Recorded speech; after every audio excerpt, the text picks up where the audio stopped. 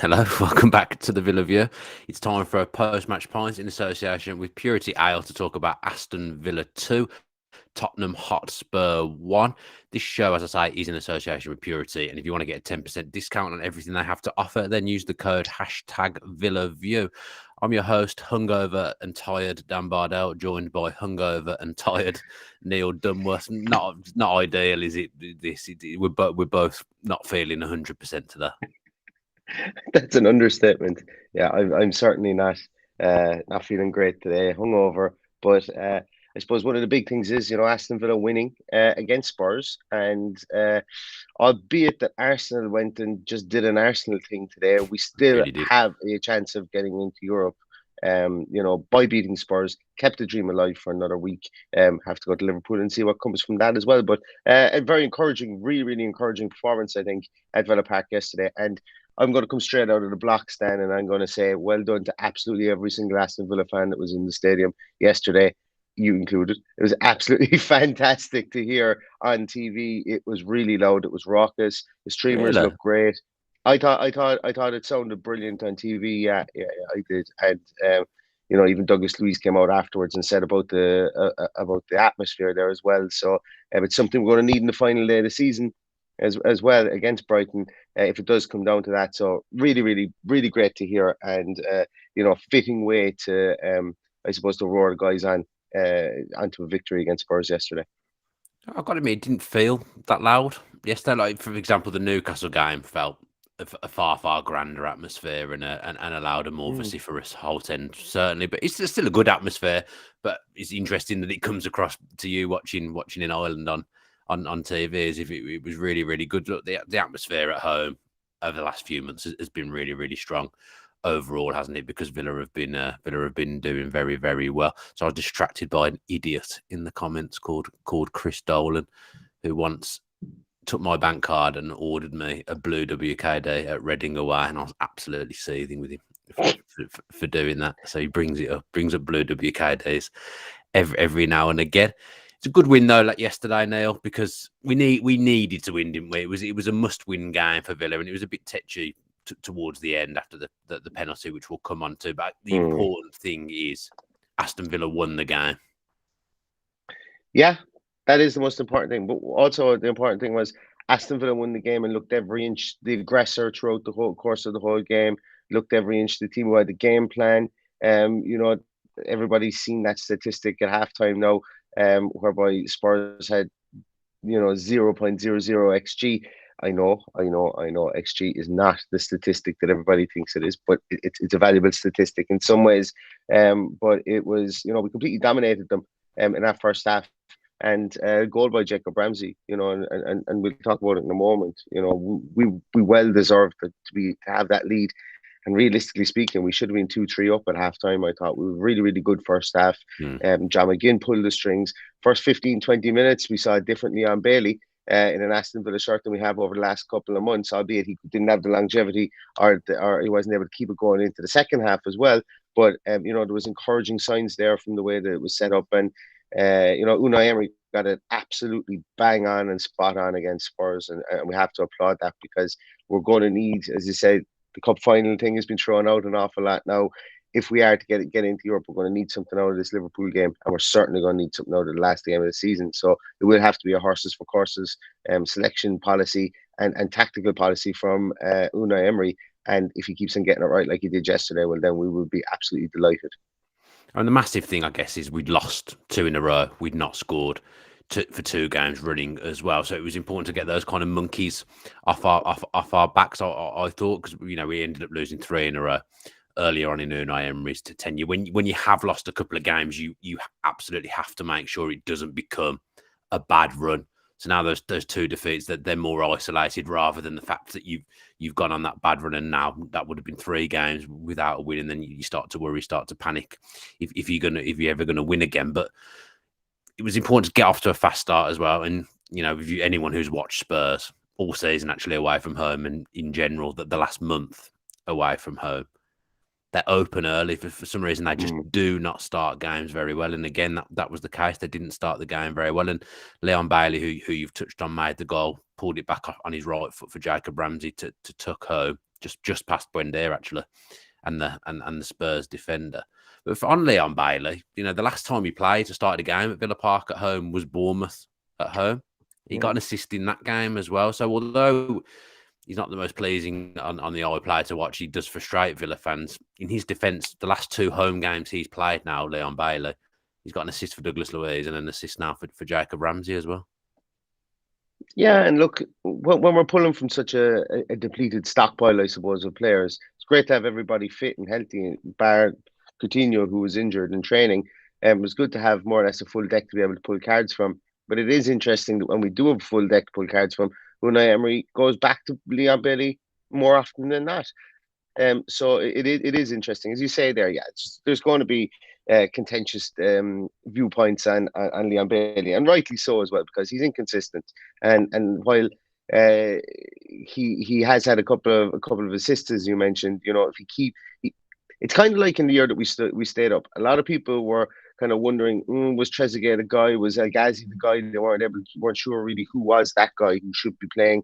They were obviously, it was a case of we take one off to bring on the other, and that was our substitution.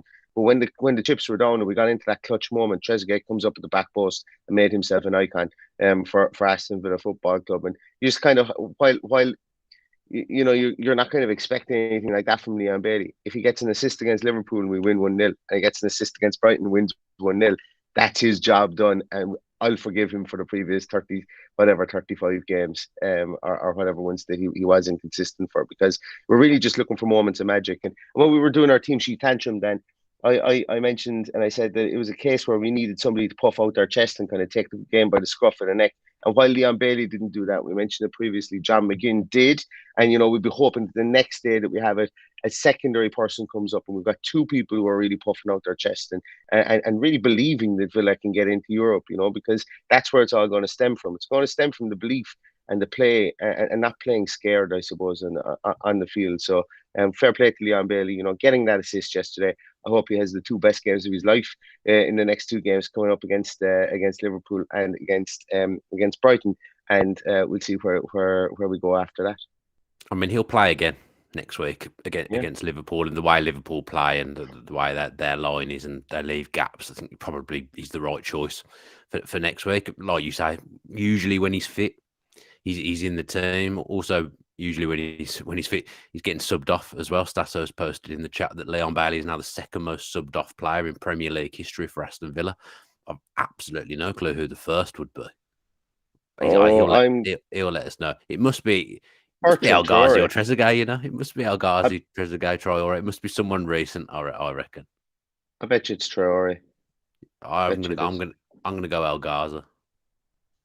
That's what I'm gonna. And now we just wait until he puts it into the chat. yeah. But in the chat, there's tons of love for John McGinn, and Villa's better half was the first half, and John McGinn was a massive part of that. Yet again, in the middle of the park this week. I love that he's he's changing roles. He's middle of the park. Then the subs come on and he moves to the right hand side. And then at the end of the game, he's ended so many games up alongside the striker in recent times. He just keeps moving positions, but everywhere he goes, he's having a heavy influence on the team. And it is great to see, because earlier on in the season, he wasn't having an impact on the team. Not his own doing. The way Villa was set up was just set up to not get the best out of John McGinn at all, to not let him do the things he's good at. It never makes sense. But I think John McGinn is the first name on the team sheet for Villa now, I would say. I can't think of anyone. Maybe Luiz, maybe is one of the first ones. But I genuinely think in Unai Emery's mind, the way I think Unai Emery's worked with him and made McGinn's game so good, I think John McGinn is Unai Emery's number 1 pick. He's the captain's armband for a reason now, and he's a leader now, isn't he? He's a leader. He wasn't exactly at the start of the season. He was in his shell. Again, not through his own fault, but he was very much in his shell. Now he's a proper leader, and he's the heartbeat of the team. And it didn't suit him. You're right. The captain's armband didn't suit him. He had to, it wasn't an easy way to get it. There did seem that there was a kind of a situation whereby, it was contentious at the time. It was done to kind of poke a bit, like he was given the armband to kind of poke Mings into action, and you kind of want to get the armband on merit, but he's kept the armband. He he looks every inch a captain now, having that armband. And if he keeps performing like he did yesterday, like you're seeing all the memes and all over Twitter today, £2.5 million was all he cost. £2.5 million, pound for pound, he is going to go being Villa's of the modern era, of the Premier League era.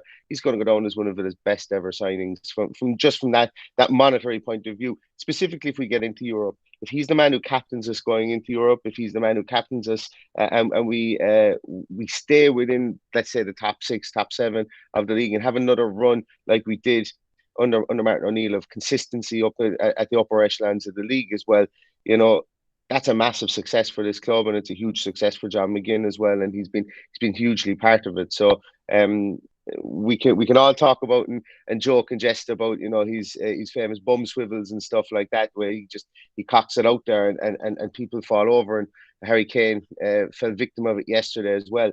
But he's a player not like as Harry well. Kane to fall over. No, absolutely not. No, the bastion of stability that is Harry Kane.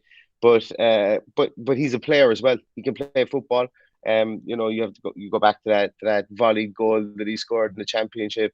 He's a decent passing range as well. But he is, as somebody mentioned there as well, he is the heartbeat of this team with his endeavour, his industry, and his ability to just cover so much ground as well. So yeah, well done, John McGinn yesterday. Really stood up to the plate, and that armband really suited you yesterday.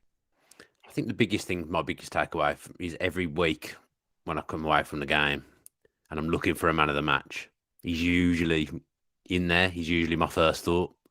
Yesterday, I think he was the standout player again for Villa. And again, at the start of the season, he wasn't involved in games.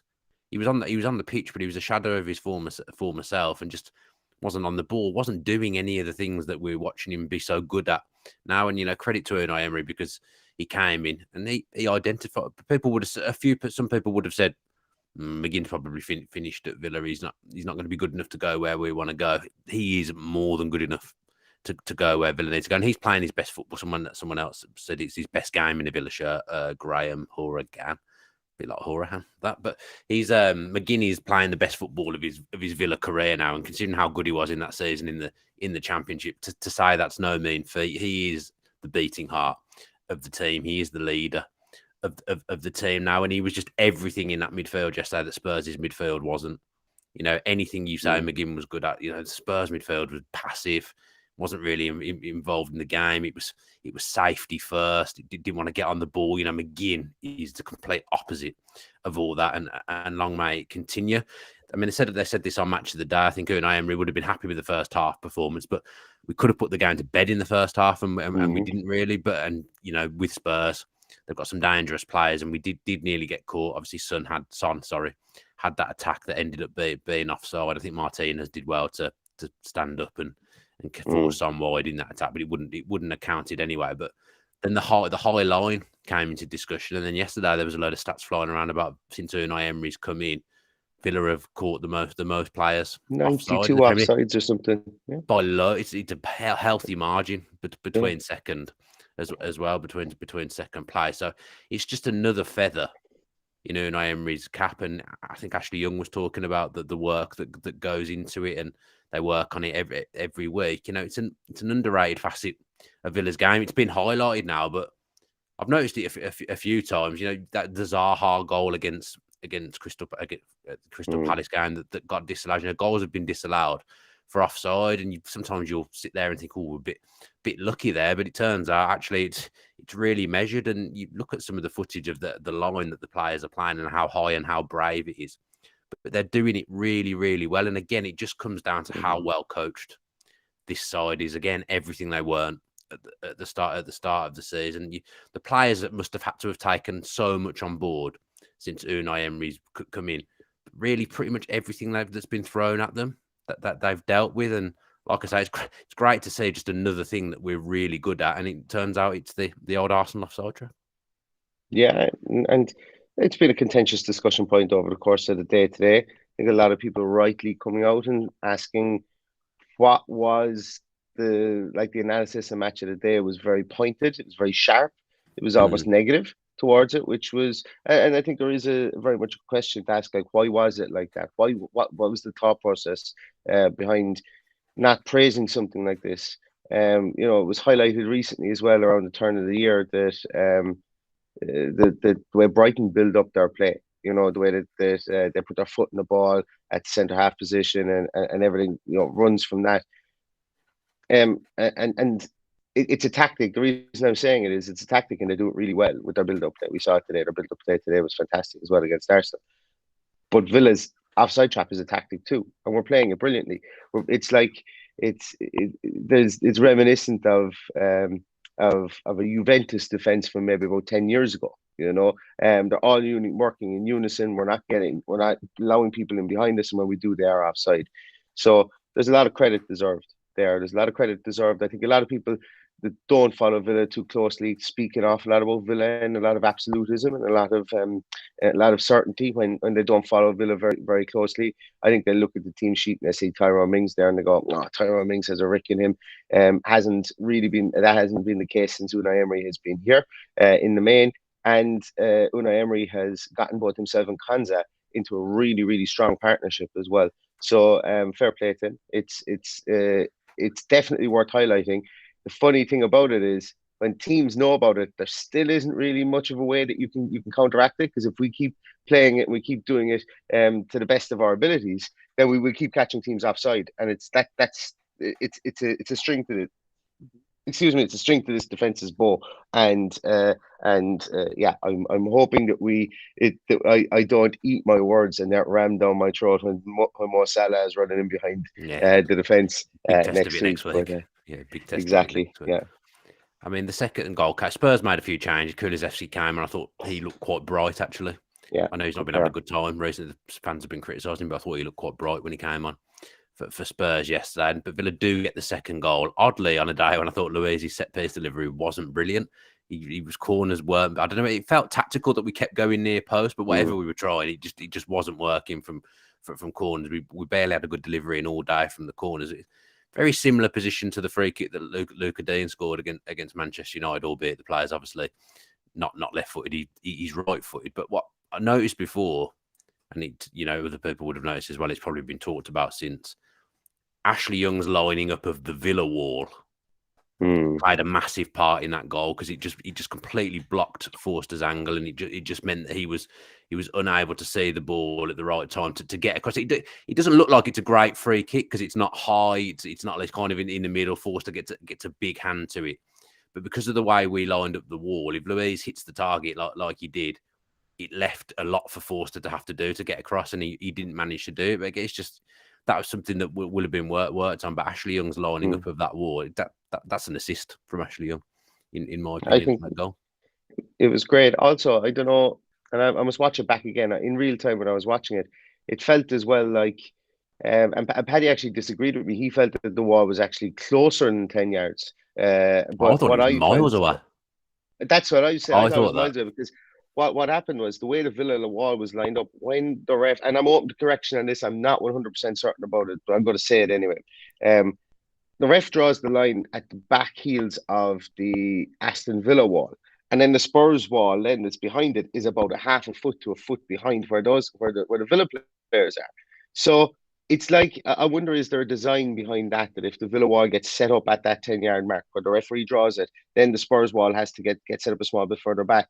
The guys in the Villa wall weren't exactly giants, But when you push back the wall maybe by a half a foot or that much, gives players more of an opportunity to get it up and down over the wall. I wonder, is there something in that? I don't know, as I say, and I will have to watch it back. But just something in my mind's eye reminds me that when the referee got out the shaving foam, it was at the back heels of the Villa wall that he drew it, and then the Spurs wall then was behind them as well. So an interesting one. Let me know in the comments if I've just completely pulled that out of the back of my trousers now, or whether that was actually the case.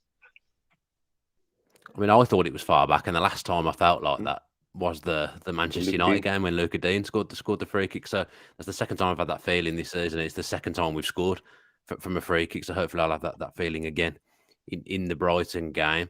Spurs came into the game. Look, they're in a torrid time in general at the moment, especially away from home. But they did come back into the game and try to make life difficult for Villa. And of course, the game finished with a contentious penalty decision.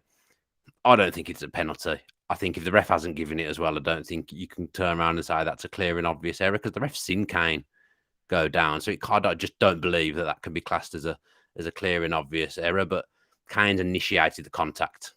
In my opinion, I just don't think it's a penalty. So I'm surprised.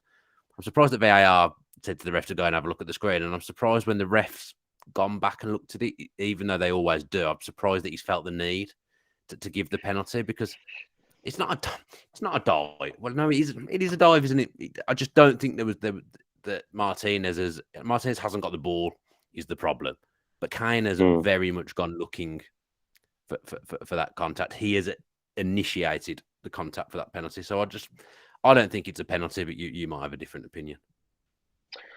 Look, I can see why it was given for certain. I'm more aggrieved at the point that I just don't understand why they didn't draw the lines. Like I'm not saying he was definitely offside, but I but I can't say for certain he was 100% onside in the build up to the goal either. I'm coming at it from a different angle. I just want to know, was he onside? And the reason I want to know that is because we've seen these crazy offside decisions whereby somebody's armpit hair has been offside. And then we didn't see it yesterday, and we didn't get any glimpse of it. And apparently, he went over looking at that as well. But I don't know. It's one of those ones that it's tight. a case where it did look tight, yeah. But I can't say for sure if he was offside, but I can't say for sure if he was onside. And we've seen those hairy decisions given in the past, and that for me, I don't want to labor too much. I kind of as I was consuming alcohol last night, I kind of kept on talking about it on Twitter as well, and it's it's one of these ones. The only reason that I got so built up about it yesterday was we would have been level on goal difference with Spurs. Yeah, it's important, isn't it? And now we're not. Now there's a 2-goal swing again, which could be the difference at the end of the season, and that's just an annoyance for me. I'd like to know if it was onside. I'd also like. I can see why he's given the penalty for the contact, but Kane drops the knees on him as he's coming through there. Yeah, it's not. It's. I'd be screaming for it if it was at the other end, but I'm still disappointed it was given. If that makes sense. Yeah. I just he says he's looking for it. Obviously, that a lot of players are looking for penalties in that kind of situation. But I just think he's initiated the contact, and I think the ref clearly saw it. Didn't give a penalty, decided it. I think the ref gave a corner, didn't he? So I think the ref must have thought that Martinez had got something on the ball. And I suppose when he goes back and looks it on the screen, Martinez didn't get anything on the ball. But you still got to look at it and say, Martinez is making a genuine attempt to go for the ball. He's not got it. He's not wiped out Harry Kane. Harry Kane has gone into Martinez and gone down. And it's given as a penalty. But, we've done this dance before. There was a debatable penalty a few years ago involving Harry Kane and Matty Cash at Villa Park, wasn't there? It's just the way it goes. Luckily, it didn't cost us, but like you say, if European football comes down to goal difference, that's going to be very, very, very tough to take and very upsetting for Villa. Right then, Neil, as we're both hungover, I'm going to call it a night on the show. I'm also, I don't know whether it's just my end, but it's very in and out, so I want to quit whilst we're ahead, and we've actually managed to get it out. But thanks to everyone who's joined us live this evening. Apologies for both of us being very tired and hungover, but you'll forgive us because Villa won, and sometimes it's nice to celebrate these things. Be back with 1874 with Greg either tomorrow or Tuesday. We will let you know when that show is coming up. But if you do want to know when it is and know for sure, subscribe to the channel with your post notifications on. There's 375 of you here at the moment, so I'm going to set a likes target of 250. Please, let's get to 250 likes. If you have watched this video and you've enjoyed it and you want Villa to get Europe, then give the video a like. Like I say, I'll be back with Greg in the next couple of days. Have a good rest of your Sunday, and as ever, up the Villa.